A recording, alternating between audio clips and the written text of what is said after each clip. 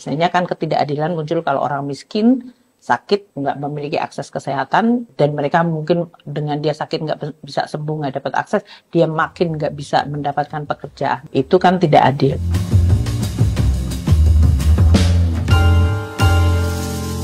Saya mau nanya ke Ibu tentang sektor kesehatan kali ini. Kita udah belajar banyak ketika pandemi COVID-19, Bu, ya. COVID, betul. Banyak sekali yang kita pelajari, banyak sekali yang dijadikan benchmark untuk hal tersebut gitu.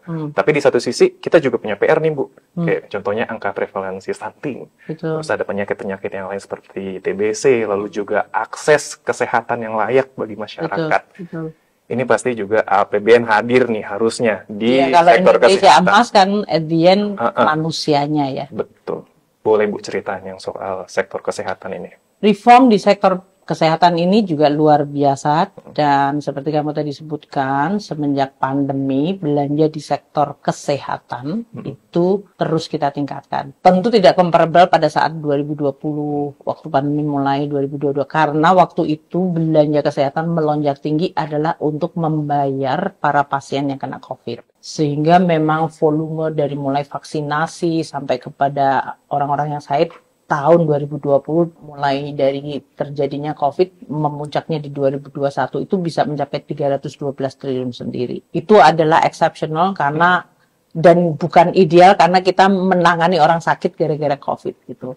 Nah, dalam situasi yang lebih normal, belanja kesehatan ini untuk tahun 2024 mencapai 195 triliun, hampir 195 triliun. Ini lebih dari 5% dari yang biasanya diinginkan, harusnya 5% gitu. Di dalam konteks 195 triliun ini sama seperti dari sekolah. Mungkin kita lihat, satu, masyarakat miskin kalau dia sakit, dia nggak bisa ke rumah sakit atau mendapatkan pelayanan kesehatan karena dia miskin. Jadi ini sisi permintaannya, masyarakatnya. Gimana supaya memunculkan rasa keadilan, mereka yang miskin tetap bisa mendapatkan pelayanan kesehatan, maka pemerintah membayar asuransi kesehatan mereka. Ini yang disebut BPJS Kesehatan, PBI, di mana pemerintah 96,7 juta. 96,7 juta orang loh ini ya, orang bener-bener orang di Indonesia. Ini termasuk adalah universal health coverage di Indonesia untuk keseluruhan kita.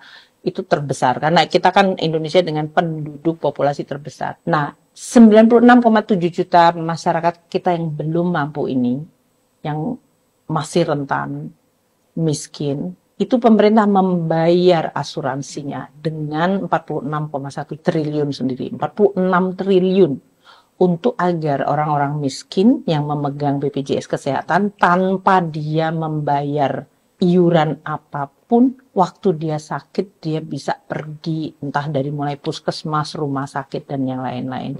Saya ingat waktu saya pergi melihat rehabilitasi atau pembangunan di rumah sakit jantung di Jakarta. Waktu itu Presiden Jokowi dan saya ikut proyek yang dibangun oleh Islamic Development Bank. Di satu ruangan, di situ banyak ibu-ibu dan orang-orang yang sedang antri. Dan mereka bilang, terima kasih, kami mendapatkan dari BPJS. Ini buat mereka itu betul-betul menyelamatkan nyawa. Karena buat mereka biasanya kan ketidakadilan muncul kalau orang miskin, sakit, nggak memiliki akses kesehatan, ya berarti orang miskin itu by default gampang meninggal gitu. Itu kan tidak adil. Dan mereka mungkin dengan dia sakit nggak bisa sembuh, nggak dapat akses, dia makin nggak bisa mendapatkan pekerjaan. Jadi ini adalah salah satu bentuk untuk memotong tali kemiskinan dengan membantu yang kelompok paling vulnerable, paling rentan, dan paling miskin ini untuk tetap mendapatkan fasilitas kesehatan yang sama. Dan untuk menghasilkan tenaga kesehatan, bangun fakultas kedokteran, kita memberikan melalui anggaran pendidikan. Tenaga kesehatan juga mendapatkan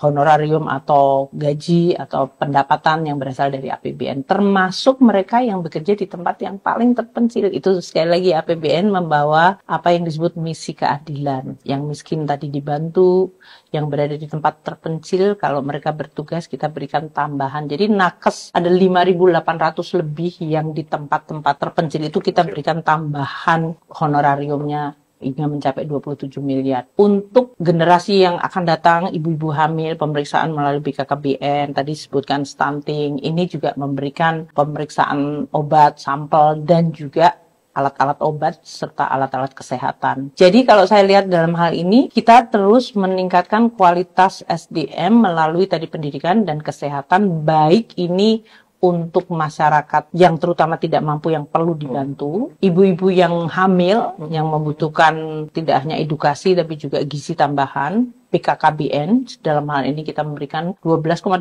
triliun untuk puskesmas. Ini merupakan fasilitas kesehatan yang paling bawah, yang paling bisa dijangkau langsung oleh masyarakat. Kita berharap, termasuk penyuluh KB, kita itu ada 3,2 triliun sendiri yang kita belanjakan untuk PKKBN. Ini untuk tadi kualitas dari keluarga yang merupakan unit awal pertama dari SDM kita, dibesarkan oleh keluarga yang kita berikan kecukupan gizi, ibunya kita perhatikan pada saat hamil, waktu dia melahirkan juga agar mendapatkan fasilitas kesehatan, jasa kesehatan sehingga dia tidak meninggal. Jangan lupa kita yang salah satu yang indikator pembangunan penting itu kematian bayi atau kematian ibu waktu melahirkan. Dan juga melalui berbagai program seperti stunting yang itu dikolaborasikan dari lebih dari 18 kementerian lembaga. Jadi memang isu kesehatan itu sama kompleksnya dengan pendidikan.